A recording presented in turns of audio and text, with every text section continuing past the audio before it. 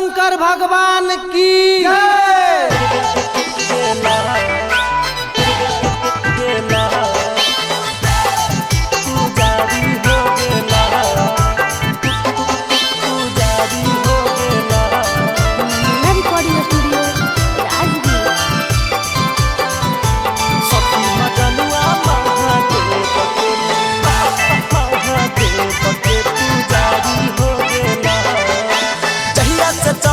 सावन शाकाहारी हो गेला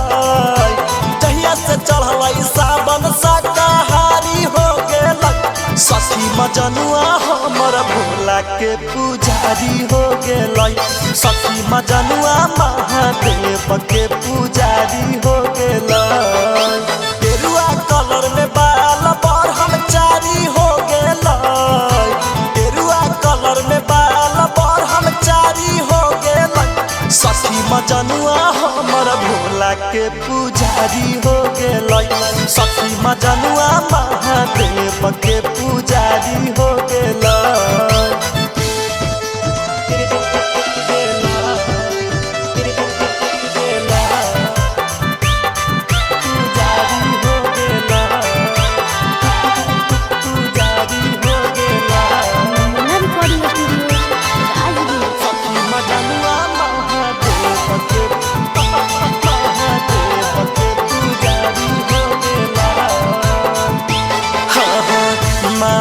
न बात के तनो माना करिए हम गे दिन रात गांजा पिए भरी के चिलम गे सखी सुना मान न बात के तनो माना करिए हम गे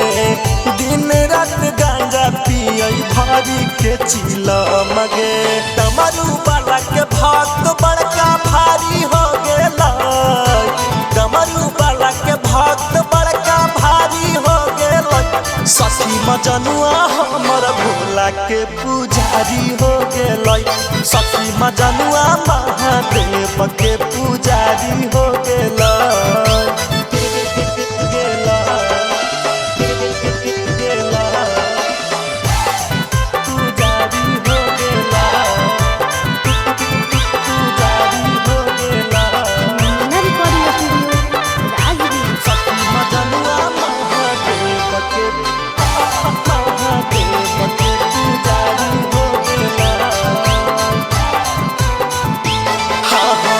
हिंदुस्तानी गाबै बोल बम के गाना बनल हक भोले बाबा के बड़ा का दीवाना हे सखी राइटर सुदामा लिखै बोल बम के गाना बनल हक भोले बाबा के बड़ा का दीवाना बाबा के भक्ति में ड्यूटी ओकर जारी हो गेला भोला के भक्ति में ड्यूटी ओकर जारी हो गेला सखी मजनुआ हमर भोला के पुजारी हो गेला